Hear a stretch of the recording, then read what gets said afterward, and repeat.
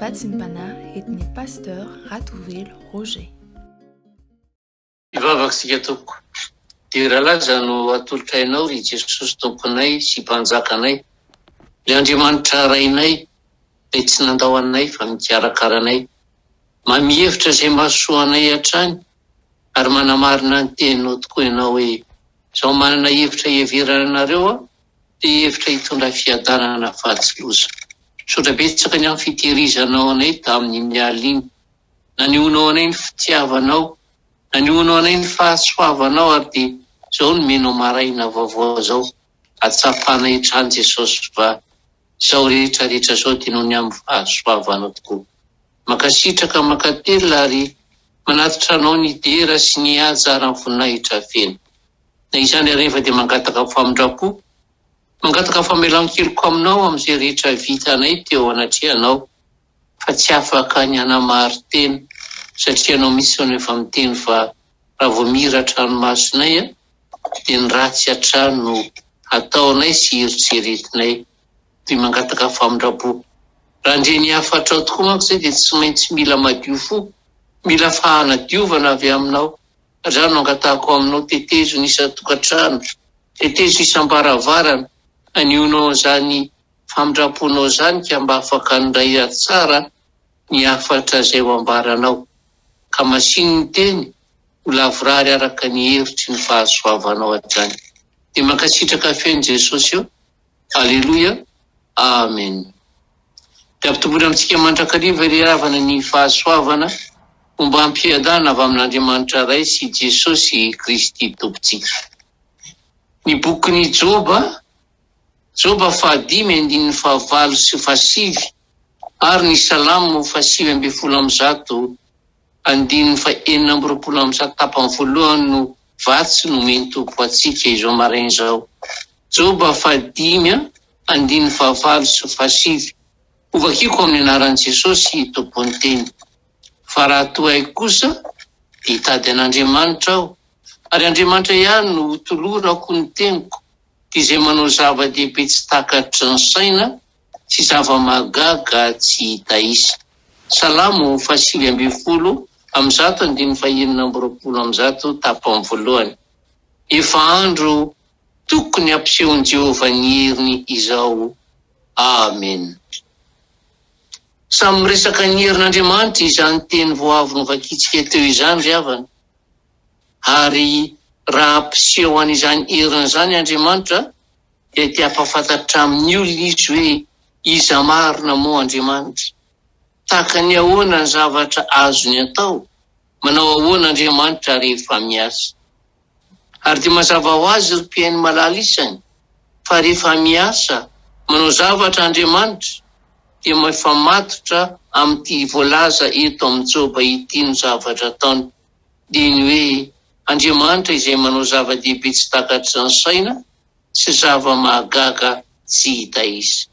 Izao anefa na dia efa andro farany azy izao, izany hoe efa betsaka ny andro lasa niarahana tamin'Andriamanitra izay dia mbola betsaka ny olona, betsaka ny kristianina mihevitra fa tsy mahavita ny fiainany Andriamanitra. Mbola betsaka ny olona no mbola matahotra fa tsy vitan'Andriamanitra ny miaro azy. Ary izay no mahatonga ny olona miaina ao anatin'ny tahotra, miaina ao anatin'ny fanahiana, ary izay zavatra eniny sy hitany masony dia miteraka ororo azy avokoa. Ny antony mbola tsy mahalala ny tena fahalebiazan'Andriamanitra sy ny heriny mariny raha olombelona.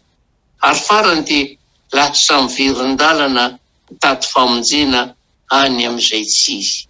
Fa androany Andriamanitra dia namarina ny tena maizy azy marina eo amin'ny fiainany isam-batan'olona tsirairay avy. Fa hoy tokoa mantsy ange Isaia raha manambara ny aminy izy, ny anarany dia magaga, Andriamanitra mahery, handrin'ny fiadanana. Koa raha tsy ho hamarin'Andriamanitra amintsika kristianina tsirairay avy no Andriamanitra magaga sy mahery azy marina, dia any amin'izy indray ary izy no hanamarana izany fahalebiazana izany. Raha mbary izany ry havana, amin'izao vanim-potoana izao tahaka ny tamin'ny andron'ny tany Egipta, dia te hampiditra ny olona eo amin'izany fiainana mahagaga izany Andriamanitra. Tsy mahatsindry ny fointsony mantsy izy ka mamangy ny kristianina satria izao no moambarany: hitako ny fahorian'ny oloko, reko ny fitarainany, efa hidina aho izao ho Jehova hamonjy azy. Ary dia ny zavatra manao ahoana no tian'Andriamanitra atao amin'ny olona? Zava-mahagaga tsy takatran'izay. Vao io mantsy Jehova Andriamanitra ny amin'ny Exodosy 7:5-10 hoe: dia asiako fihavahana ny amin'ny oloko sy ny olonao, rampitso no isian'izany famantarana izany. Ry hava-malalo amin'ny tompo, ao am-pon'Andriamanitra izany rehefa midina izy rehefa miteny tahaka an'izao an'izao izy dia hamaritra fiadanana sy voninahitra ho anao, hamaritra fihavahana sy fanantenana, fanafahana ho amin'ny hevitra maha-kristianina anao. Fa veriko indray fa misy kristianina amin'izao fotoana izao tsy manana fahatokiana, tsy manana fanantenana amin'Andriamanitra, fa dia miaina ao anatin'ny fahajambana ara-panahy.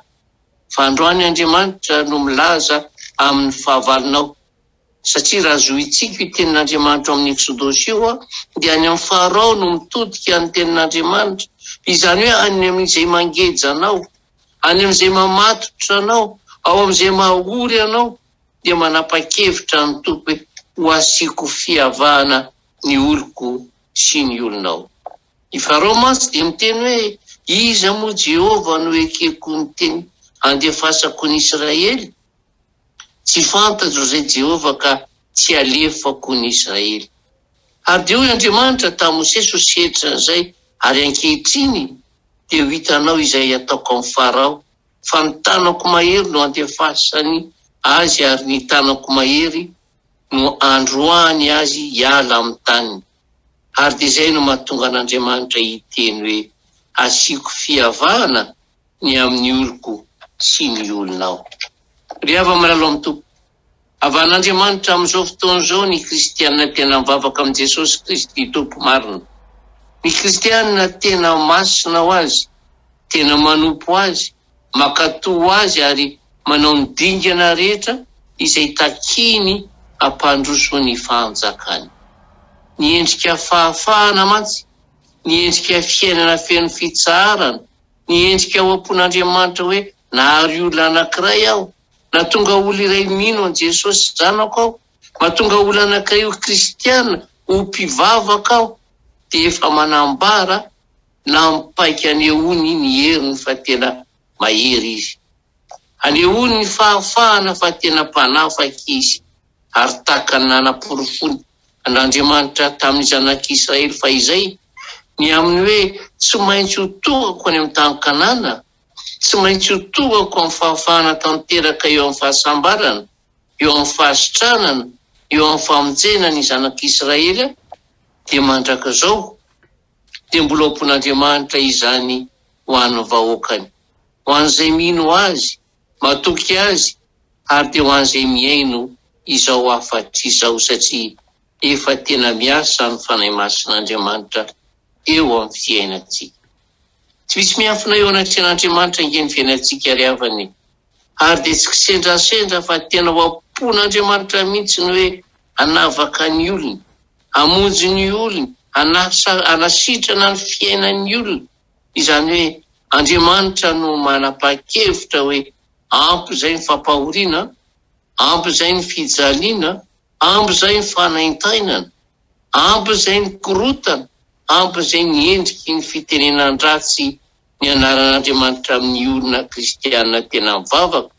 Ary dia tsy mahatsindry foitsony izy ka mamangy ny olona amin'izao fotoana izao hitondra fahararam-pahagagana sy fahasoavana, fahararam-pahagagana amin'ny famonjena, sitranana. Ny tena marina ry havana amin'izao andro faran'izao dia tena te-hampiseho amintsika zanany Andriamanitra hoe iza marina moa izy.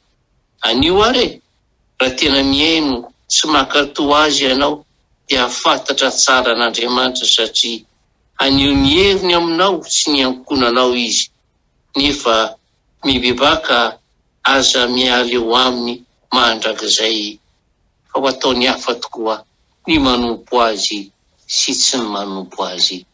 Amen. Ry Andriamanitra, ray zanakary fanay masinao, mampantany tena ny afatrao, ka tena mba olonao tokoa ve izahay, sa olokolona fotsy mitondra ny anaranao, fa anavaka tokoa ny tena olonao ianao amin'ny olona izay miaina ao anatin'ny faharatsiana. Saotra betsaka ny amin'izany fananarana zany, ahafantaranay indray androany hoe aiza ho aiza ny tokony toeranay mba azahoanay izany herinao zany hiasa aminay tsirairay aby. Dia mametraka ny ankonanay, reto mpiara-mivavaka aminay, reto vahoakanao izay mandre ny hafatrao zao tokoa, mba samy atsiaro tena mihitsy fa mahery le Andriamanitray, ary tsisy matohatra anazy, satria anao mihitsy rehefa niteneniko hoe raha hiasa iza no azo sakana anahy.